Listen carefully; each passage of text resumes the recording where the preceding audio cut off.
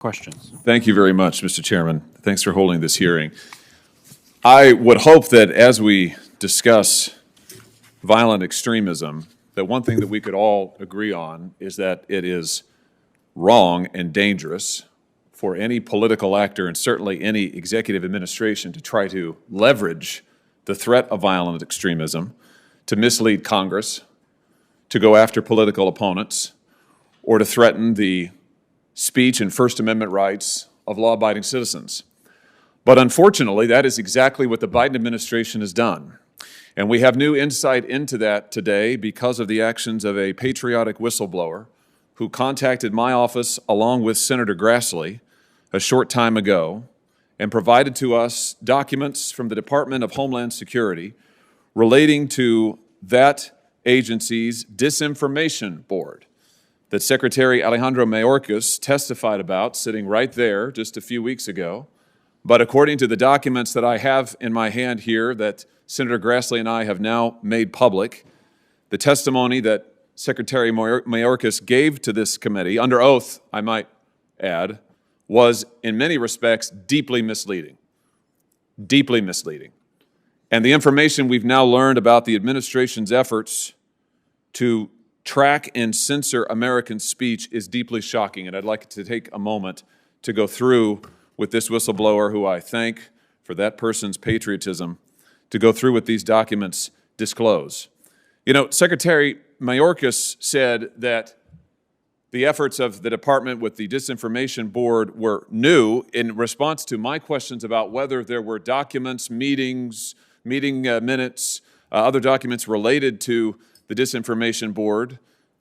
He suggested that there weren't any because the board hadn't met. Well, in fact, we now know that the Department of Homeland Security began working on standing up this board as early as last year. In a memorandum dated September 13th, 2021, the Undersecretary of DHS writes to the Secretary, to Mayorkas, about the need for the Disinformation Board. And here's the interesting thing. They explicitly cite domestic violent extremism as a reason to stand up the censorship board, but it quickly goes far beyond that.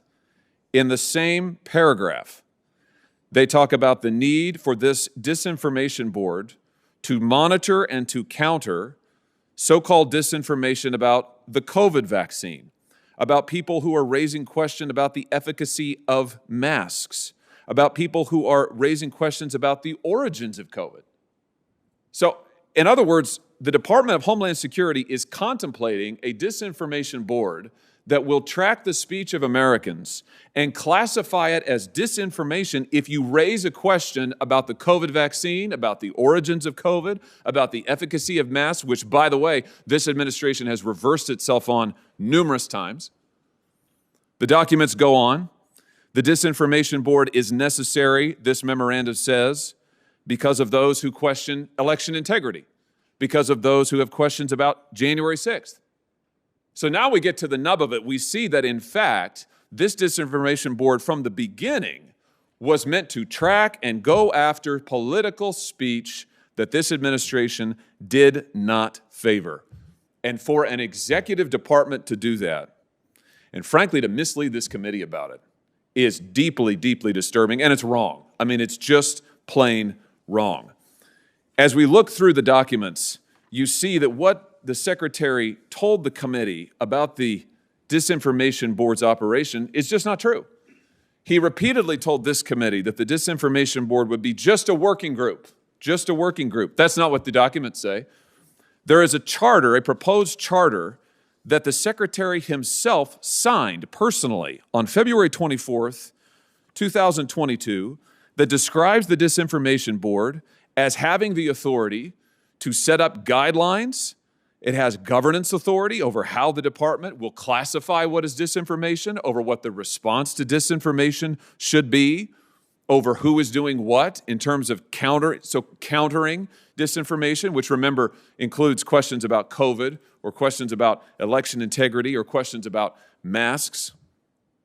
The idea that this is just a working group is, frankly, completely contradicted by the documents that the whistleblower turned over to us and that the Secretary himself signed. And can I just say again, for the Secretary to sit in that chair and tell me that he wasn't really aware of any documents related to the Disinformation Board when he has personally signed charters, when he has personally reviewed memoranda dating back months, is misleading at best.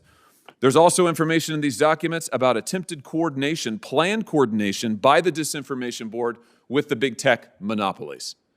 There are meeting notes here, proposed plans of actions for members of the Disinformation Board, members of the administration, to meet with big tech executives to discuss sharing information about disinformation and tracking analytics of American citizens who are using the big tech companies' platforms and engaging in so-called misinformation. This is a big tech administration alliance to track speech. It's here in the documents. Now, I asked Secretary Mayorkas if there had been any contact with the big tech companies. He said he wasn't aware of any. I sent a letter following his testimony to Secretary Mayorkas, putting this question to him directly. And interestingly, the department's draft responses to my letter are also in these documents. Now, I'll say for the record, the department has not yet officially responded, but their draft responses are here in the whistleblower documents, and they continue the misleading half-truths. They continue in those documents to characterize this as a working group. False. I say, has the DHS conferred with any private social media company in the operation of this board? They repeat the idea that the board is merely an internal working group, and then they say the creation of the board was not discussed with any external entities. That's because we now know that they were discussing the operation of the board with big tech companies. They were seeking to partner and get analytics on law-abiding Americans. Mr. Chairman, my time has nearly expired. I would ask unanimous consent that my letter with Senator Grassley, along with the attachments, be entered into the record. Without objection. We haven't reviewed any of those documents, but without objection. This is startling information. This committee needs to hold a hearing to follow up on the testimony that the Secretary gave on the inconsistencies that we now find in these documents, and on, frankly, this administration's concerted efforts to mislead the American public about its own attempts to track and censor and, frankly, punish American speech, which is deeply antithetical to the First Amendment, deeply antithetical to our constitutional principles, and deeply wrong. Thank you, Mr. Chairman.